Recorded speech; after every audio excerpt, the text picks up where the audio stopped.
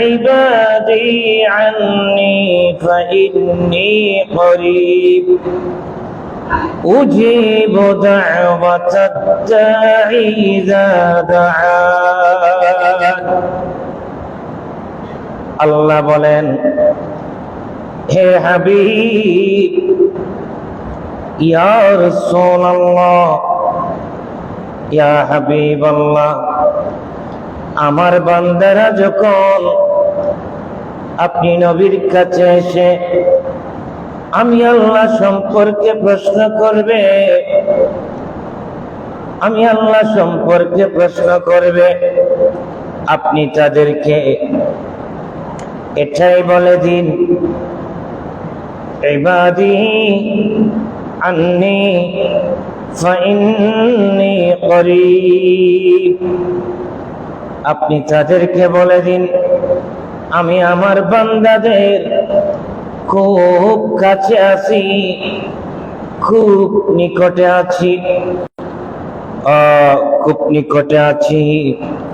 ফালইস্তাজিবু লি, সুতরাং আপনি তাদেরকে বলুন তারা যেন আমি আল্লাহকে ডাকতে থাকে, ওয়াল ইউমিনু বি, আমি আল্লাহর উপর ঈমান আনতে থাকে, লাআল্লাহুম ইয়ারশুদুন, তারা যদি সঠিক পথের দিশারি হতে চায়।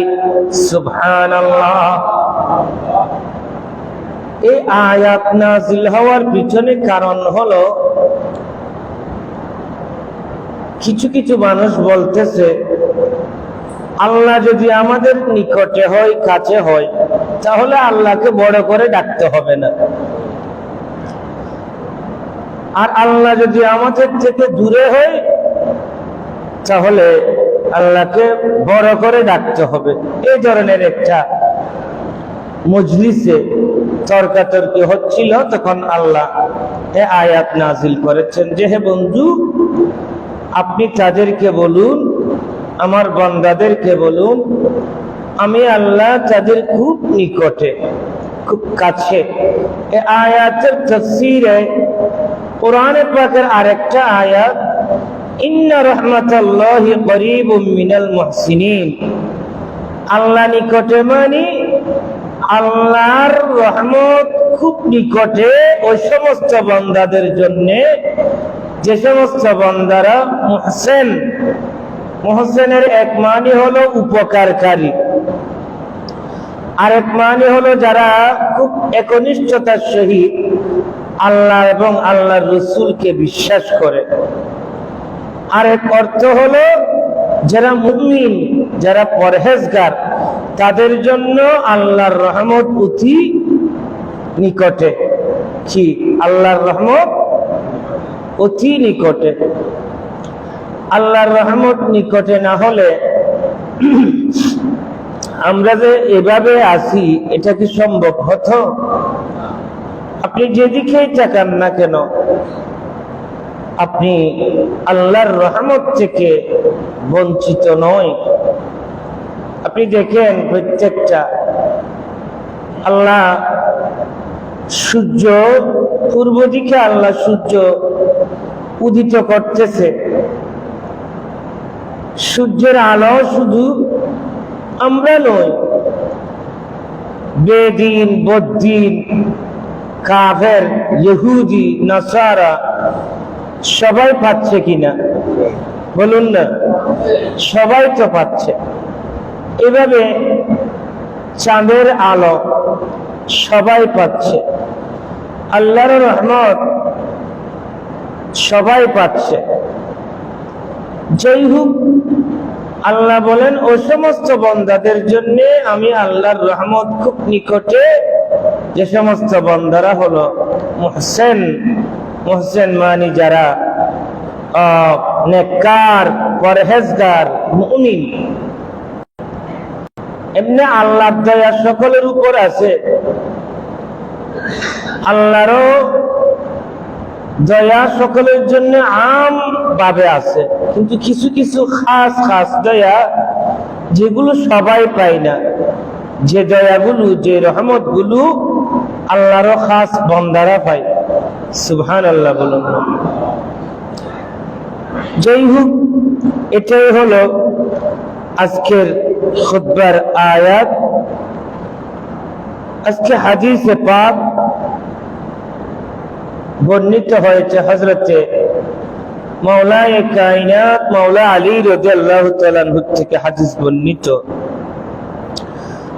عن علي رضي الله تعالى عنه قال خرجت مع رسول الله صلى الله عليه وسلم فقال يا علي كل هم ينقطع إلا هم أهل النار। মাওলায়ে কায়নাত মাওলা আলী বলেন, আমি একদিন আল্লাহর প্রিয় রাসূল সাল্লাল্লাহু আলাইহি ওয়াসাল্লামের সাথে বের হলাম। প্রতিমধ্যে আল্লাহর প্রিয় রাসূল সাল্লাল্লাহু আলাইহি ওয়াসাল্লাম আমাকে বললেন, ইয়া আলী, হে আলী, কুল্লু হাম্মিন ইয়ানকাতিউ, প্রত্যেক পেরেশানি দূর হয়ে যায়, প্রত্যেক গম দূর হয়ে যায়, মুসিবত দূর হয়ে যায়। দূর হয়ে যায় না, মুসিবত আসছে পরে ধীরে ধীরে এটা দূর হয়ে যায়। মারাত্মক রোগে আক্রান্ত, হঠাৎ গায়ে জ্বর এসে গেল, 160 ডিগ্রি জ্বর, পরে এই রোগ থেকে আপনি শিফা পেতে পারেন। আমার নবী বলেন আলীকে, হে আলী, প্রত্যেকটা পেরেশান দূর হয়ে যায়, প্রত্যেকটা গম দূর হয়ে যায়, ইল্লা হাম্মা আহলিন নার, একটাই পেরেশান দূর হয় না, সেটা হলো জাহান্নামের পেরেশান। এটা দূর হওয়ার নয়। প্রত্যেক মুসিবত দূর হয়ে যায়, প্রত্যেক পেরেশান দূর হয়ে যায়, কিন্তু জাহান্নামের পেরেশান এটা দূর হবার নয়। একইভাবে ওয়াকুল্লু নি'মাতিন ওয়া সুরুরিন ইয়াজুল ইল্লা সুরুরা আহলিল জান্নাহ। আলী রে, এটাও তুমি খেয়াল রাখো, প্রত্যেক আনন্দ, প্রত্যেক খুশি একদিন না একদিন জায়েল হয়ে যায়, দূর হয়ে যায়, কিন্তু জান্নাতের যে খুশি, জান্নাতের যে আনন্দ, এটা কখনো দূর হবার নয়। সুবহানাল্লাহ। এই হাদিসটা এখানে এড করার কারণ হচ্ছে আজকের খুতবায় আল্লাহ এটাই আল্লাহর পক্ষ থেকে যে আয়াতে কারিমা নকল হয়েছে, আল্লাহ বলেন, ফালইস্তাজিবু লি ওয়াল ইউমিনু বি লাআল্লাহুম ইয়ারশুদুন। এই আমার বান্দারা, তোমরা আমি আল্লাহকে ডাকতে থাকো, আমি আল্লাহর ইবাদত করতে থাকো, আমি আল্লাহকে ডাকতে থাকো, আমি আল্লাহর জিকির করতে থাকো। লা ইলাহা ইল্লাল্লাহ, লা ইলাহা ইল্লাল্লাহ, লা ইলাহা ইল্লাল্লাহ, লা ইলাহা ইল্লাল্লাহ, হাসবি রব্বি জাল্লাল্লাহ, মা ফি কলবি গায়রুল্লাহ, নূর মুহাম্মদ সাল্লাল্লাহু লা ইলাহা ইল্লাল্লাহ, লা ইলাহা ইল্লাল্লাহ, লা ইলাহা ইল্লাল্লাহ, লা ইলাহা ইল্লাল্লাহ। ইলাহা লা মাওজুদা ইল্লাল্লাহ লা মাতলুবা ইল্লাল্লাহ লা মাওজুদা ইল্লাল্লাহ লা মাতলুবা লা মাকসুদা ইল্লাল্লাহ লা ইলাহা হাসবি রব্বি জাল্লাল্লাহ মা ফি কলবি গায়রুল্লাহ নূর মুহাম্মদ সাল্লাল্লাহ লা ইলাহা ইল্লাল্লাহ হাসবি রব্বি জাল্লাল্লাহ। আমার জন্যে আমার রবই যথেষ্ট। সুবহানাল্লাহ। হাসবি রব্বি, হাসবি মানে আমার জন্য যথেষ্ট। রব্বি কে? আমার রব, যিনি জাল্লাল্লাহ, যিনি হাসবি রব্বি জাল্লাল্লাহ মা ফি কলবি গায়রুল্লাহ। আমার কলবের মধ্যে আল্লাহ ছাড়া আর কিছু নাই। কলব কোথায়? কলব কোথায়? এক এক দাজ্জাল বের হচ্ছে, আখেরি জামানা তো। এক এক দাজ্জাল বের হচ্ছে, আর একটা ভাইরাল দাজ্জাল। এগুলো ছোট ছোট দাজ্জালেরই। আমির হামজা সে গবেষণা করে পেয়েছে যে কলব নাকি মাথায়। নাউজুবিল্লাহ বলে। আল্লাহ নিজে কোরআনে পাকে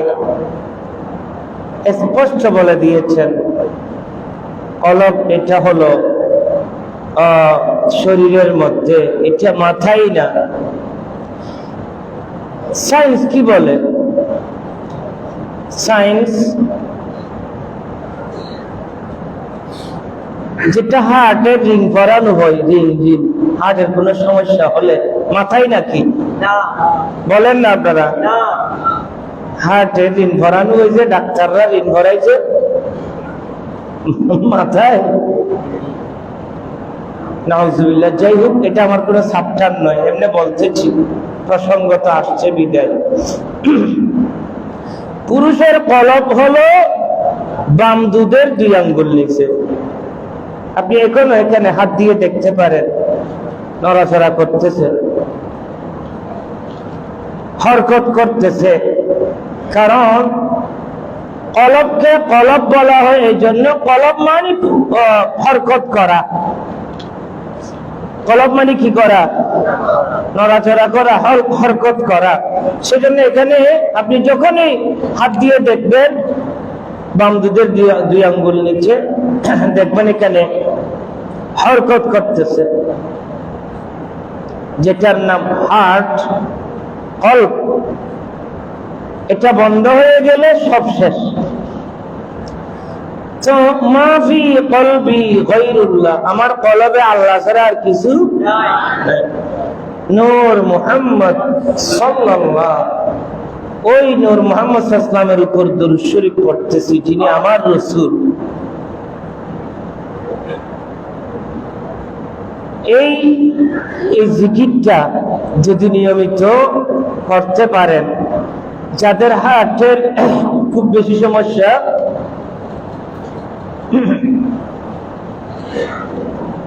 এটা আল্লাহ চাহে তো সম্পূর্ণ সুস্থ হয়ে যেতে পারে। কারণ আল্লাহ নিজে বলেছেন, আলা বিযিকরিল্লাহি তাতমাইন্নুল কুলুব। সাবধান, সতর্ক, আমি আল্লাহর জিকিরের দ্বারাই কলবে প্রশান্তি লাভ হয়। সুবহানাল্লাহ। এই কি বলে, অশান্তিময় কলব, অশান্তিময় কলব ছটফট ছটফট ছটফট করতেছে। হার্টের সমস্যা বেশি বেড়ে গিয়েছে, হার্টটা খুব অশান্ত হয়ে গিয়েছে। আল্লাহ বলেন বিযিকরিল্লাহ, আমি আল্লাহ জিকিরই তাতমাইন্নুল কুলুব, এই অশান্ত কলবকে শান্ত করে ফেলবে। আলহামদুলিল্লাহ বলুন। যদি এই ধরনের বেশি খারাপ লাগে, একেবারে মাসাল্লাই যাই নামাজে দুজন হয়ে বসে চুপ বন্ধ করে এই কলবের দিকে খেয়াল রাখবেন, কলবের দিকে খেয়াল রেখে জিকির করতে থাকবেন। ইনশাআল্লাহ আল্লাহ যদি চাহে তো ইনশাআল্লাহ আপনার কলব শান্তি হয়ে যাবে। সুবহানাল্লাহ বলুন। তো আজকের যে আয়াত কারীমা আমি যেটার জন্য এখানে চলে গিয়েছি, এই আয়াতে বলতেছেন আল্লাহ, ও বান্দারে, আমি আল্লাহ তোমাদের অতি নিকটে, সন্নিকটে, খুব কাছে আমি আল্লাহকে তোমরা ডাকলে আমি আল্লাহ তোমাদের ডাকের উত্তর দিই। সুবহানাল্লাহ বলো। তোমরা আমি আল্লাহকে ডাকতে থাকো, আমি আল্লাহকে ডাকতে থাকো, আমি আল্লাহর জিকির করতে থাকো, আমি আল্লাহকে ডাকতে থাকো, আমার জিকির করতে থাকো। দ্বীনের রাস্তার উপর লাআল্লাহুম ইয়ারশুদুন। তোমরা যদি আমি আল্লাহকে পেতে চাও তাহলে যে সঠিক রাস্তা, জান্নাতের রাস্তা, সিরাতে মুস্তাকিম, ওই রাস্তার উপর তোমরা অটুট মজবুত থাকো। থাকলে তোমরা জান্নাত পাবে, যে জান্নাতের নিয়ামত চিরস্থায়ী, যে জান্নাতের নিয়ামত কখনো জায়েল হবে না, নষ্ট হবে না, ধ্বংস হবে না, ফুরাবে না। যে জান্নাতে তোমাদের জন্য সুসংবাদ রয়েছে, শান্তি রয়েছে। আর যদি এই রাস্তার উপর স্থির থাকতে না পারো তাহলে তোমাদের জায়গা জাহান্নাম। সেই জাহান্নামের শাস্তিও এটা জায়েল হবার নয়, দুর্বৃত্ত হবার নয়, শাস্তিও কিন্তু চলতে থাকবে। সুতরাং আমি আল্লাহকে পেতে চাইলে ঈমানের রাস্তার উপর, ইসলামের রাস্তার উপর সঠিকভাবে থাকো। সুবহানাল্লাহ। আসিনি আমরা? হিন্দুদের দুর্গা পূজা শুরু হয়েছে, অনেক মুসলমান যুবকরা যাচ্ছে না দুর্গা পূজায়? বলেন না যাচ্ছে কিনা? এখন তো আরো মারাত্মক, আরো মারাত্মক। মানি এখন দুর্গা পূজায় যারা পাহারা দিচ্ছে হুজুররা, নাউযুবিল্লাহি মিন যালিক, লা হাওলা ওয়ালা কুওয়াতা ইল্লা বিল্লাহ। আস্তাগফিরুল্লাহ, আস্তাগফিরুল্লাহ, লা হাওলা ওয়ালা কুওয়াতা ইল্লা বিল্লাহ। কি আশ্চর্য! আমরা কোন যুগে আসলাম? আমরা কোন যুগে আসলাম? এটা কোন যুগ? এটা কোন মুসিবতের সময় আসলাম? ঈমান রক্ষা করা খুব কঠিন, খুব কঠিন হয়ে যাচ্ছে ঈমান রক্ষা। আপনারা একটু চিন্তা করুন, হুজুররা কেন প্রতিমা পাহারা দিবে? তারা কেন দুর্গা পাহারা দিবে? সেখানে সব কিছু হচ্ছে আল্লাহর নাফরমানি, ঠিক কিনা? সেখানে সুস্পষ্ট, সেখানে সব কিছু। ওরা তো কাফের, ওরা তো কাফের, ওদের তো ঈমান নাই। তো ওরা কুফরি করতে পারে, শিরক করতে পারে। এই কাজে আমরা হুজুররা কেন পাহারা দেব? এটা করার সুব্যবস্থা করে দেব। প্রশাসন আছে না? বলেন না, প্রশাসন আছে না? আর যাদের হিন্দুদের যুবক আছে না, মেয়েরা আছে না, সেখান থেকে তো পাহারাদার তারা নিযুক্ত করতে পারে। কি বলেন? নাকি আমারটা অযৌক্তিক হলো? যদি বাংলাদেশে প্রশাসনের মানুষ কম হওয়ার কারণে পাবলিক থেকে যদি দুর্গা পাহারা দিতে হয়, তাদের পাবলিক নিয়ে অসুবিধা কি?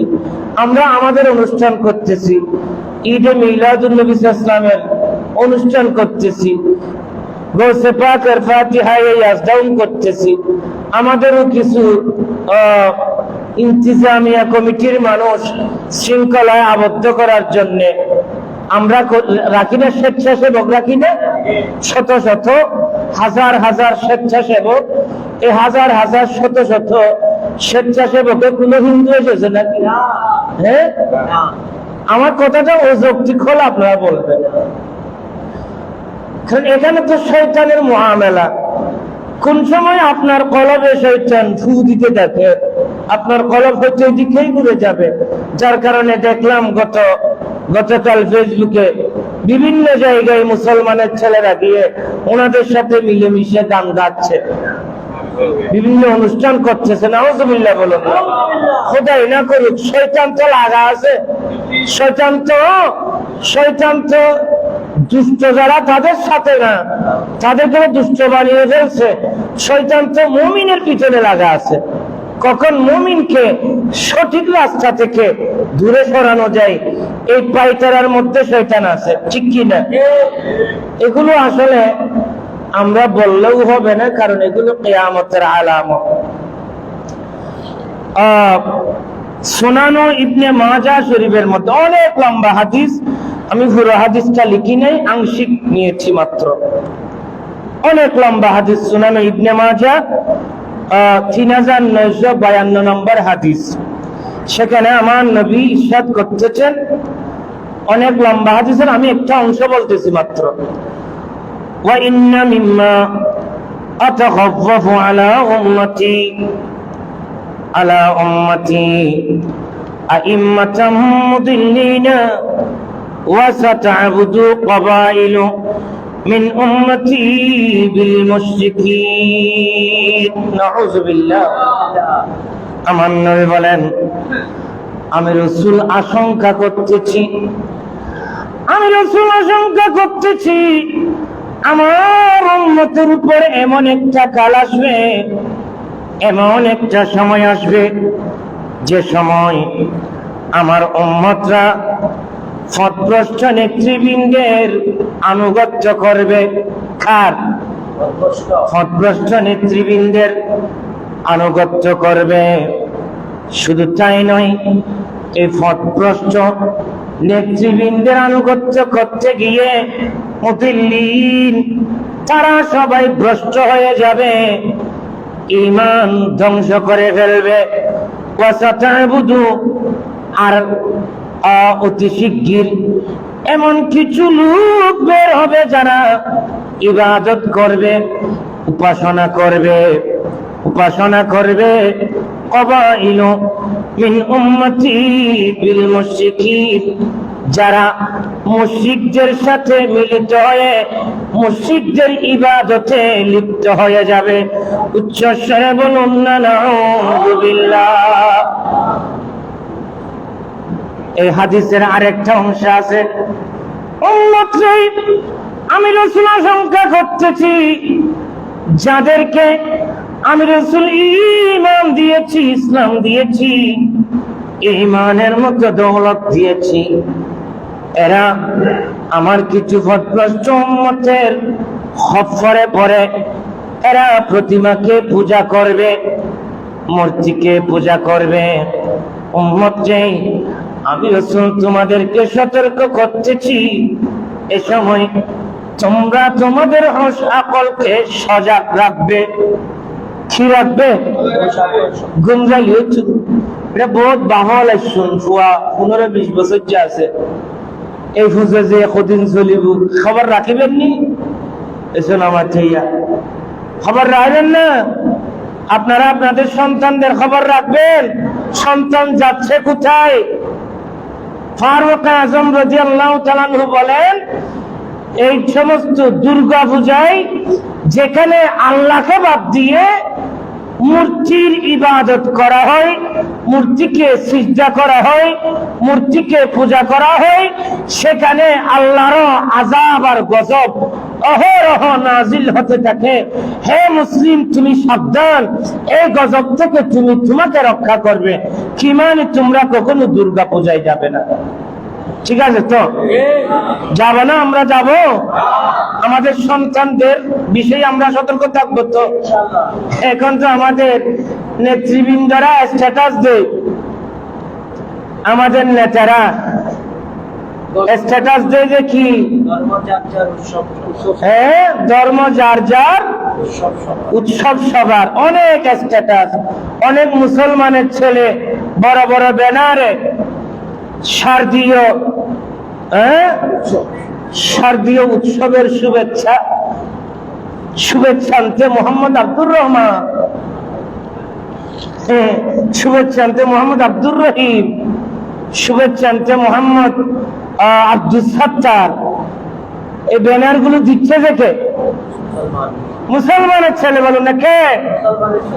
এ সমস্ত শারদীয় পূজার উৎসব যারা জানাবে, এ সমস্ত পূজায় যারা যাবে, এ সমস্ত পূজায় যারা পাহারা দিবে, সবার কিন্তু সমান গুনাহ হবে। একটা কথা খেয়াল রাখবেন, আপনি জানবেন না আপনার ঈমান কখন বের হয়ে যাচ্ছে।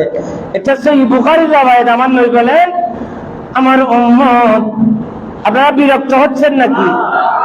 হ্যাঁ, আমার নবী বলেন, সহিহুল বুখারী, বুখারী শরীফে বর্ণিত হাদিস, এমন একটা সময় আসবে আমার উম্মত সকালে ঘর থেকে বের হবে ঈমান নিয়ে। কি নিয়ে?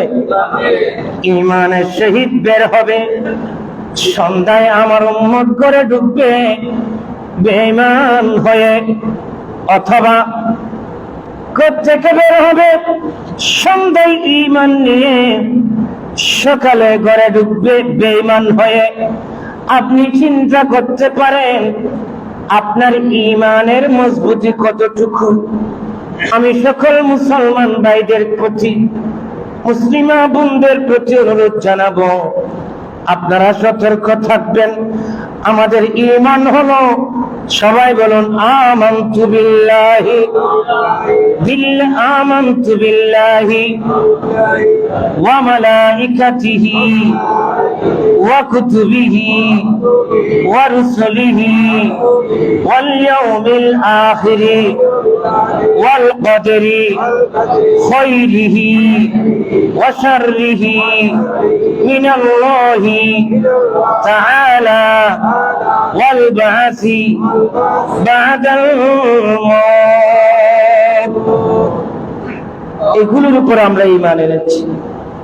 আমাদেরকে সব সময় সতর্ক থাকতে হবে। কি থাকতে হবে? সতর্ক থাকতে হবে। আমি অনুরোধ করব, কোন মুসলমানের ছেলে, আপনারা দুর্গা পূজায় যাবেন না। আপনারা দুর্গা পূজা থেকে নিজেকে রক্ষা করুন। হয়তো এমন একটা অবস্থা হবে যেতে যেতে আপনার সাথে শয়তান আছে, কোন একটা এমন কাজ করাই ফেলবে আপনার মাধ্যমে, যে কাজের মাধ্যমে দেখবেন আপনার কলব থেকে ঈমান চলে গিয়েছে। আপনি বেখবর, আপনি বলতেও পারবেন না। এই ধরনের হয়ে যেতে পারে। আল্লাহ পাক আমাদের সবাইকে কবুল করুক। এটা খুব ফিতনার যুগ চলতেছে, আখেরি জামানা। এটা আখেরি জামানা চলতেছে। নিজেরা সতর্ক থাকবেন।